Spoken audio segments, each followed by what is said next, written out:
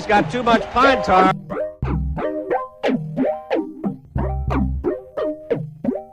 Sloppy jalopy.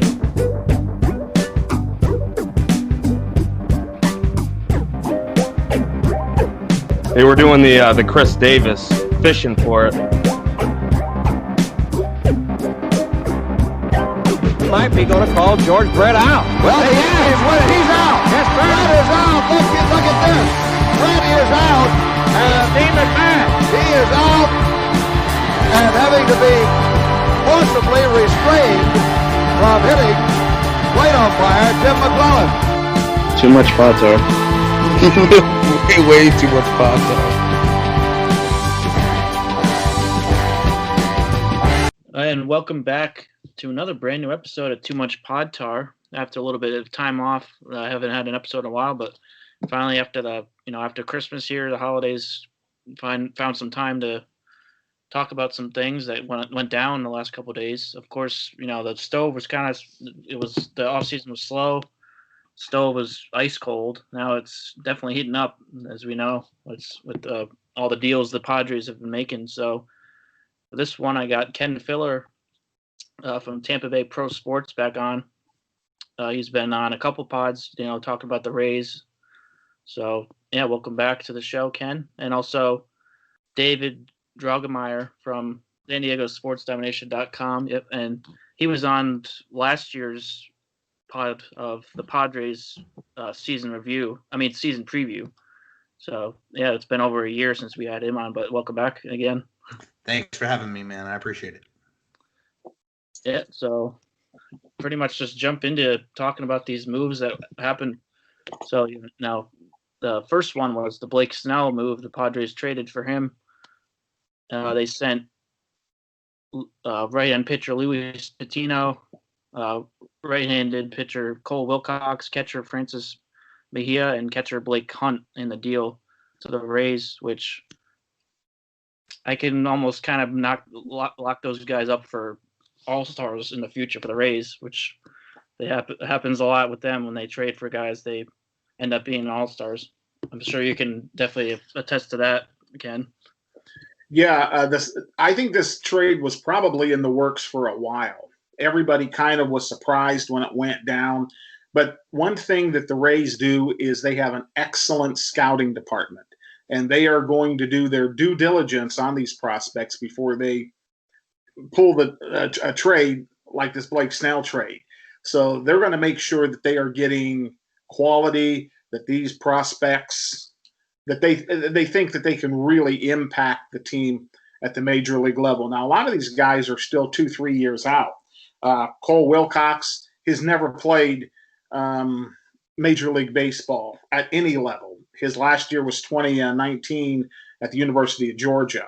So he's going to start out probably at the Class A level. Blake Hunt has 1 year of Class A ball under his belt. He hit .255, 5 homers, drove in 35 runs.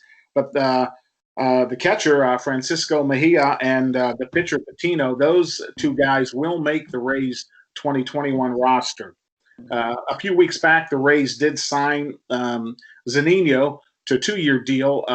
Zunino was one of the ones that was not offered a new contract at the end of the season, and the Rays really were left with prospect Ronaldo Hernandez on the roster. So they really had to do something to shore up that catching situation. So they brought Zunino back, and now with Mejia in the fold, those two guys will platoon. The only thing that's kind of concerning to me is with Zunino, you never got a lot of offensive production out of him. And Mejia is the same way. I mean, the guy has struck out 24% of the time he's had a bat in his hand. Now, if you look at his numbers, from 18, he hit .265 with 8 homers and 22 RBIs. But when you look at his overall career numbers, which is very limited right now, I think it's about 225 at bats, something like that. He's hitting, 2 1/4. Now, he is above average defensively, but that seems to be the thing with these catchers that the Rays bring in. They know how to handle a pitching staff. They're good defensively, but they really struggle when it comes to hitting the ball. So it'll be interesting to see how that plays out.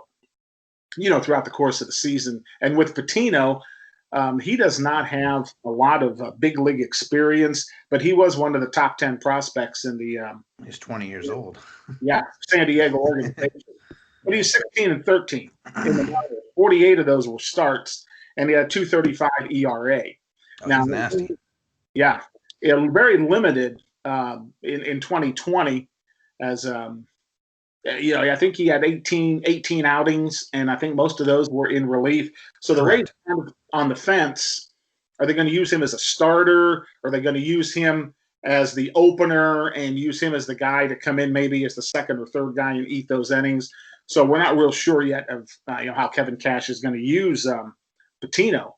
But he will definitely be on the club. He's got a nasty fastball, 97 miles an hour. He also he can touch 100, and he did it last year repeatedly. Good. His right-hander, slider, and changeup. So he'll keep the hitters off balance. So I'm excited to see what he can do and what he'll bring to the organization. Well, if I may, on Luis Patino, it's sorry to correct you, but it's Patino. He is electric. I mean, he's a young cat. I mean, he really got fast tracked through the Padres system. He was one of their international signees that when they went crazy a couple of years ago and spent like $100 million in international money. But this kid is special. He absolutely can be a starter. The Padres in spring training and in the farm system had him as a starter, but his stuff is so electric that he can come out of the bullpen and get big outs for you as well. And the Padres this year, they challenged him to do that. They put him increasingly in higher leverage situations as the season went on. And this is the kind of kid that wants to meet those challenges. He's incredibly aggressive. He's very competitive, very fiery. He's going to be a great piece for the Rays. I mean, 97 to 100 on the fastball, a nasty, and I mean absolutely nasty slider that will make many hitters look very, very silly, and a changeup that is only getting better. He is an incredible, definitely the gem of this trade for the Rays. And for Francisco Mejia, the guy's got a rocket arm. I mean, he can absolutely throw anybody out, no matter who is running the bases. As far as the offensive profile for him, it's really just mental. I mean, he has all the ability in the world. He's a switch hitter. He can hit from both sides. He has power from both sides. He just needs to get his head on straight. He had some maturity issues with the Padres organization. There were some people that were rubbed the wrong way, apparently, according to Padres beat writers. So he needs to get somebody to get him refocused. And if he does that, he has the talent to be a productive offensive catcher for the Rays. So we'll have to see how that materializes. But from the Padres perspective, this is what we were looking for. We were looking for a top-end starting caliber pitcher, and the Rays, quite frankly, were looking to offload him and get some return from him while they knew that his value was at its peak. So I think that they got some good value in this trade. I think the Padres got some great value in this trade when they got a top-end starting pitcher with a really reasonable contract, and he's under contract for the next 3 seasons. Mm-hmm. So this Padres starting rotation with him at the top, with Clevenger possibly coming back next year after he takes this year to recover from Tommy John, is looking incredibly competitive. Yeah, for sure. And then as we go into the next trade, they even gotten even better. Just over 2 days, they made extremely good moves. Now the Darvish trade, so it was pretty much a fleece on their part. The Cubs, they kind of just looks like they're trying to just offload the contract, but they also ate some of the salary as well for Darvish. So that's been disputed. Yeah. So the reporter who actually put that out corrected himself. There is actually no money being exchanged in this deal for Yu Darvish. Okay. Yeah. Because that would make no sense to me if they were to do that. Right, because they put out saying, "Hey, this is supposed to be a salary dump," so it wouldn't make any sense for them to throw in money in addition to giving up Yu Darvish and his personal catcher Caratini. Yeah, so the full details of the contract, of the deal is Darvish, and as you said, Carantini goes to the Padres, and then going to the Cubs is Zach Davies, he was a great pitcher for the Padres last season. Yeah, very consistent. Yeah, definitely. And then the interesting part is no top 10 prospects are going in the deal. Absolutely incredible. I mean, AJ Preller is an absolute wizard. I don't understand how he pulled this off to where after this trade, the Padres are still going to have at least 6 top 100 prospects in their farm system next year, even after bringing in not one, but 2 Cy Young award-winning starting pitchers. Is absolutely unbelievable. Yeah, so it's number 11 prospect Reginald I don't know how to say his name, Preciado. Yeah, that was right. And then number 13 Owen Kasai, and 15 is Ismail Mania, and our number 16 prospect Yesin Santana. Yeah, those aren't easy names to say, but I don't think I butchered them too bad. Well, no, I think you did a good job, man. But, a lot of these names are part of that international scouting. I mean, because the Padres are also very big with their scouts. They're very confident. I mean, I even saw some posts from some of the beat writers, when they talked about giving up this amount of talent for these 2 guys. They just said, that's fine. We'll get more. We don't care. They're that confident that they know that they can go find talent. They know what talent looks like and that they're going to be able to replenish that. But like I said before, the fact that they were able to get these 2 top-end high-caliber starting pitchers without surrendering a top 10 prospect in their organization is just clear and true mastery from AJ Preller. I was hoping to actually get a Cubs perspective on this, but the other guy that does the pod with me, Joey Ricotta, he was like so upset about it, he doesn't even want to talk about it. I mean, I understand why. I do understand why, because Yu Darvish, he's a little expensive. He's making $20 million, making $19 million, $18 million the next several seasons, but this guy was second in Cy Young Award winning or Cy Young Award votes this past year. He's 34, but this guy is dealing, and he is nasty. I know when he played the Padres, he struck out 14 of them, and it was not a pretty day for them. This guy has the ability to dominate, and that starting rotation for the Padres is looking increasingly scarier as the days keep on going towards 2021. Yep, for sure. I definitely, like we said before the show, I'm excited to see the Padres and Dodgers fight for that division over not even just next year, but over the next 5 to 10 years.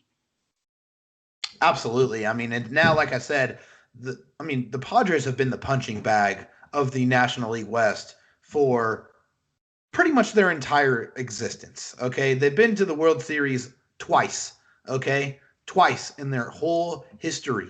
Okay, they have not had a moment where they, besides in 1984 and 1998, to where they can truly say that they can go out there and they've fielded a team that can be competitive against anyone, and that is including the Dodgers. The Dodgers have had the National League West on lock for the last 10 years, okay? They've always been the big market team. They've always been the guys that are just going to go out there and get whoever they want, and they have the ability to do that. The Padres have not always had that ability. Now they've really executed a master plan. Like I was telling you in the DMs before we started the show, this was all part of the plan. The Padres, they went for it. When AJ Preller first got here, they traded a bunch of guys and tried it out in 2015, and it completely flopped. It just did not work.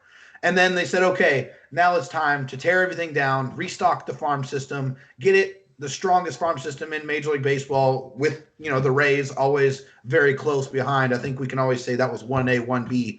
But now it's time for the Padres to not only keep some of their stockpile of prospects, but to use some of that as capital to improve their big league club. And they waited long enough, and they went out and spent money where they needed to spend money, bringing in Hosmer, bringing in Machado, making smart moves with Fernando Tatis Jr. Now it's time to supplement and complement the roster with these prospects, and they've made some very smart trades.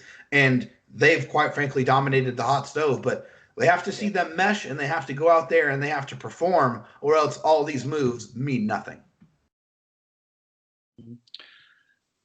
Yeah, another move to mention as well was they signed Song Kim from the KBO Yes. for kind of depth for the infield, because they have Cronenworth at second, so he's kind of like a depth move there. It is a good depth move too, because this was more of the philosophy of the Dodgers here. The Dodgers they have a lot of great utility players. Kike Hernandez is one of the guys who plays all over the diamond and is very successful for them. They believe in that, and the Padres saw that work to such perfection over the years for the Dodgers, especially last year when they won the World Series. They're like, we need to add talent no matter where that is or what that looks like. And this is a guy who's coming in who's a shortstop who averaged 30 home runs a year every year he played in the KBO. This guy has swagger.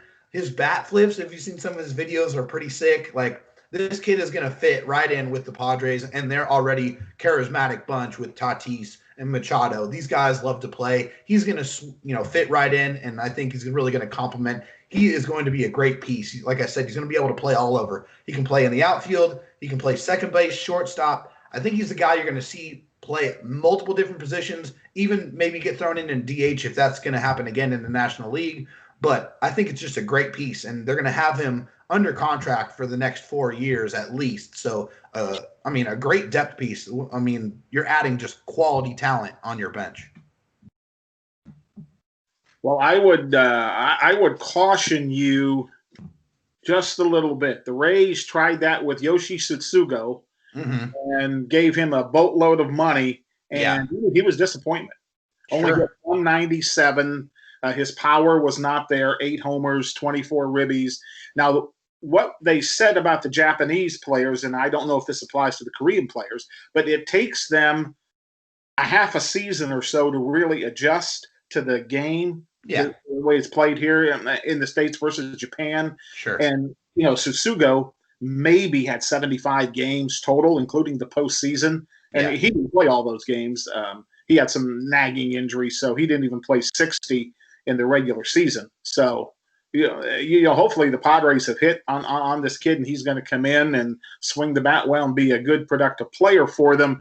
But the Rays tried that, and he's got 1 more year, and I'm just holding my breath, hoping that he can get that offensive game of his going, because he pounded the ball in Japan, and we just didn't see that this year.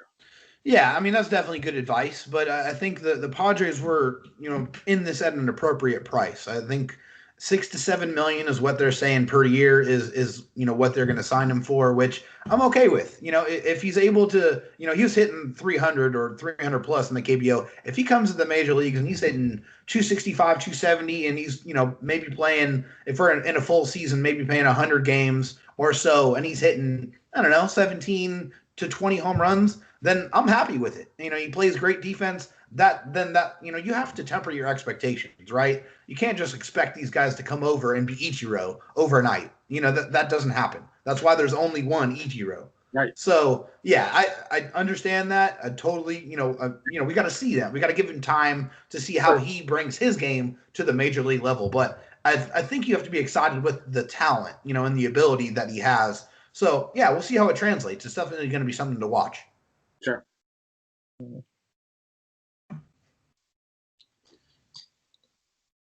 Yeah, just looking at the possible rotation for the Padres, though, they're definitely going to be scary. You got Darvish, Snell, Lamet, and then you can't forget about, Mackenzie Gore, the Padres' number 1 prospect, if I'm not mistaken. Actually, the number 1 pitching prospect in Major League Baseball. And they also have still Lucchesi as well, so he's another solid arm in there. And then, of course, like we said, 2022, Clevenger might be back, so that'll be another arm to throw in there. Definitely, yeah. Looking at this starting rotation for the Padres going into next year, they actually, if I was an opposing team, I would be intimidated, and I'd be a little scared to know that if I'm going in a 3-game series or a 4-game series, I'm going to see Lamet, Lamet is absolutely nasty. I think he has one of the most ridiculous sliders from a right-handed pitcher in Major League Baseball. And yeah, I'm probably a little biased, but this guy, the reason why I think it's so dynamic is that it's like 2 or 3 different pitches at once. Like he can throw a hard slider, he can throw more of a soft, kind of curveball, slurvish kind of slider, and then he can back it up with 100-mile-an-hour fastball that he can maintain throughout 6 to 7 innings. That's ridiculous. And then you have Blake Snell, who's a workhorse. He's a Cy Young Award winner. Yu Darvish, another workhorse, a guy who can throw the kitchen sink at you and throw all of them for strikes. And then you have the wild card. You have Paddock, who is coming off of a down year, had a great rookie season. Definitely a sophomore slump. So we'll have to see if he comes back and he stays focused. And he needs to bring back that movement on his fastball. I think his fastball was too straight last year, and it was getting hit out of the ballpark, and that was really a big problem for him. So he needs to bring back that two-seam, movement on his fastball, that tail, and then he'll be a little bit more effective. And then the fifth starter right now, we don't know who that's going to be. It could be Mackenzie Gore. It could be Ryan Weathers. It could be Lucchese. There's a lot of guys that are going to be trying to fight for that one spot. But right now, I think if you ask any team around Major League Baseball and say, hey, would you like to have 4 of your 5 starting pitchers just completely locked down from day one? I think every single one of them would take that. Yeah, for sure. And yeah, me as a Yankees fan, I'm a little worried if they don't make any moves. As far as pitching wise goes, there be, obviously you got Cole, but after Cole, you pretty much got really just any youngsters. Like you got Clark Schmidt and Garcia, maybe Jordan Montgomery. But if they don't bring back Tanaka, then I'm just messing with you. But yeah, if they don't bring back even just Tanaka or Paxton or both of them, then it's kind of, and then obviously the free agent. I like Paxton a lot, man. Big lefty, can throw really hard. Used to play for Seattle, right?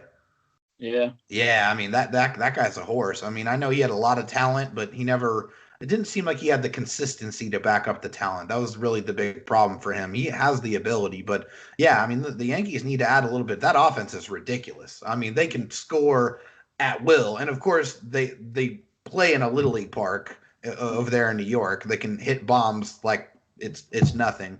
But yeah, that's really the only missing piece. They're, like I said, 1 through 9, they're scrappy. I like their manager. I like like how fiery he is. The Boone there. But yeah, that's the biggest question mark for them. But their offense can still keep them in any game. Yeah. And then with the whole Paxton too, I think injuries are what kind of kills him too. Yeah. Last year he was pitching well when he was healthy, but then he got injured, and that kind of ruined his whole. He probably would have had a good contract, but now he's not going to get as much because of that. In professional sports, it's all about what have you done for me lately, and if you're not performing, then there goes your money. So that's all the news that we had, but hopefully we start seeing some more news roll in here, at least some more rumors and stuff, because Padres definitely got it rolling. Yeah, I think the next domino to fall is Trevor Bauer, right? Do we have any idea where he's going to go? Or, the one thing about Trevor Bauer is, man, he is great at branding himself. Like his social media game is ridiculous. He is great with interacting with fans, and, he's got a great, YouTube channel, a good Twitter account. His agent, Rachel, is awesome too. She picks and plays with the fans as well. But I think that's the next piece. Is he going to go on the West Coast? We know he's from the West Coast. This guy can pretty much play wherever he wants to, right? But how much is it going to cost? What is that contract going to look like? Is he going to sign for a multi-year deal? These are all questions I'm kind of thinking about. Where is Trevor Bauer going to go? Yeah, it's really anybody's guess. There hasn't really been any rumblings on what's going to happen there, but I think it could end up being $35 million a year. But I don't know if he's going to do a multi-year. I know he said he's definitely he's more likely than he was originally to go multi-years. Right. Didn't he say before, I'm only going to sign 1-year contracts, 1 year after 1 year after 1 year? Yeah. freaking Trevor. Yeah, he's all about betting on himself. So. Oh yeah, I mean, hey, what stronger sentiment or statement can you make on betting on yourself than going out and winning a Cy Young award?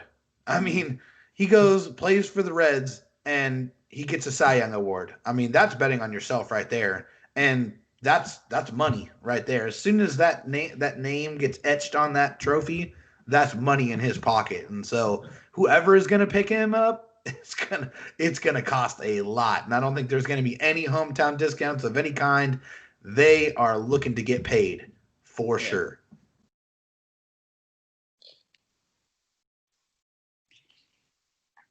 Yeah, definitely going to be interesting. I think LeMahieu is going to be another guy that probably goes soon. Yeah, I mean, as much as I hate to see this, and I hate to think about it, he might slot in over there at third base for the Dodgers after Justin Turner makes his departure. I mean, he is 37, 38, so he's getting old, and he's dealt with injuries last year. So, I mean, that could be a really sneaky move of signing DJ and moving him over there at third base. And then you look at the Dodgers lineup, and man, it gets that much deeper, and that's terrifying to think about. Oh yeah, I can't even imagine that. Oh God, I hope the Yankees bring him back. That's what I'm. Yeah, hey, I'd be totally fine with that. I mean, go get him, bring him back.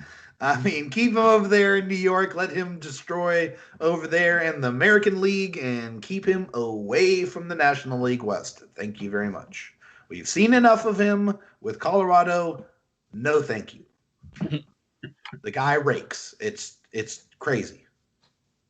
Yeah, I don't know if do you guys have anything else to talk about? You want to talk about? No, I think that pretty much covers the Padres moves. I mean, they've obviously made the most moves here so far in 2021. It's been exciting. It's a great time to be a Padre fan. I think they're starting to get some recognition, some national recognition, after being, that small town San Diego team that everybody loved to visit, but nobody really cared about. Now they're actually getting some of that spotlight, which as a fan, that's really fun to see. But as far as, is the Padres done? I don't know. I don't think you can ever say that AJ Preller is not on the phone. That guy is just an animal. He's a relentless worker. He's constantly trying to improve the team. So we'll see what that looks like. But it's a great time to be a Padre fan. We have waited our turn. We have waited long enough. It's time. It's time for the Padres to go out there and get a championship. That ownership is committed to that. They have a front office that's finally making the moves to make that happen. So it's a great time to be a fan. We deserve it, and it's awesome. So for my perspective, it's been a great offseason. From the Rays' perspective, I don't think that they're done. They've cut $25 million with the Charlie Morton not picking up his contract, and now the Blake Snell trade. Rumor has it that Kevin Kiermaier could be on the block next. That's $11.5 million. And if he goes, the Rays are definitely going to have to make some trades and bring in some folks to round out that roster. So I don't think that the Rays are done. I mean, right now their starting rotation is Glasnow, Yarbrough, and Waka. If you want to throw Josh Fleming in there for good measure, okay, he's got like 5 or 6 major league starts. That gives you 4. And then if Honeywell comes back, maybe Richards could be an option. I could definitely see Patino there. I mean, I think that he might slot in. But I just don't know how Cash will use him. Yeah, and then Honeywell. He hasn't pitched in 2 years, but he was a fantastic prospect for them before the Tommy John or what? Yeah, 2 of them. Oh, wow. Back-to-back years. Man, that is rough. Yeah. He's had a tough couple of years. So that's a long time to be on the shelf. Yeah, in spring training. But there is one guy I think you can count on being on the Rays roster, and that's Wander Franco, the shortstop, second baseman, utility guy. He will be on the Rays roster for sure. I don't think he has anything else to prove at the minor league level. No. Real quick, the Padres traded Manuel Margot to you guys this last off season. What do you guys think about Manuel? Did you guys like watching Manuel? What do you think about him? As it states to his future with the Rays. I think he's a keeper. To me, he's a high energy guy. He's a clutch hitter. Brings it every day. Good teammate. Really good defensively. Mm-hmm. He's one of the key fixtures in that Rays outfield. And if Kiermaier goes, and cheap too, and controllable. Absolutely. And if Kiermaier goes, I think that Margot is going to be that guy defensively, for the Rays in the outfield. So yeah, we certainly enjoyed having him here in San Diego, and we're definitely watching him over there with the Rays. So we're excited that he's continued to have some success, and we were a little sad to see him go, but you have to give up talent to get talent. So, right. And it seems like the Padres and the Rays have really established a pretty strong trading partnership here. Yeah, and in the postseason, I mean, if it wasn't for Margot and Arozarena, I mean, that'd have been 3-1 against the Yankees. Arozarena was absolutely insane last year. I mean, that guy was crazy. Yeah, you may never see that again in the postseason. Some guy with only a handful of bats in the major leagues, unreal, and like that in the postseason. It was just a one of a kind performance. I mean, he was appointment television. I like to say that Fernando Tatis Jr. is appointment television. Arozarena last year was appointment television. Like, he was exciting to watch. Yes, absolutely. Yeah, he's probably going to be the new Yankee killer for years now. Especially if Kiermaier leaves, because I'll be happy to see Kiermaier leave if he does. He's your DJ LeMahieu, huh? Who a guy I'd really like to see leave, which I know won't, from the NL West, is freaking Charlie Blackmon. That guy absolutely murders the Padres. I mean, no matter who is pitching, no matter if it's a right-hander or left-hander, he eats the Padres for breakfast, lunch, and dinner. That guy needs to go. Like, please retire already. I am so tired of watching him just own the Padres for the last however many years he's been in the big leagues. That guy, man, he can play. But yeah, he needs to go. How do you really feel? Yeah. Go back.